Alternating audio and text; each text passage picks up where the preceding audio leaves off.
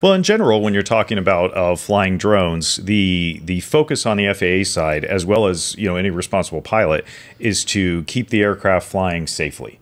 We share the skies with crewed aircraft that have people in them, and there's always the risk of anything else you put up in the air can interfere with that. And we certainly wouldn't want to cause a safety issue.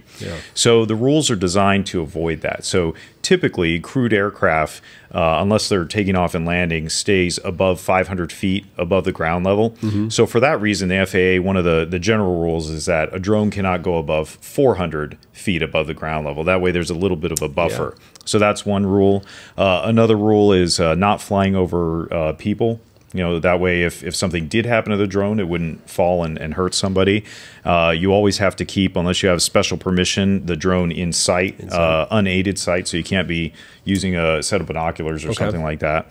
And then in general, just following the airspace rules related to, obviously certain areas like a military base has restricted parts that you can't just fly anything into. So you have to follow those rules.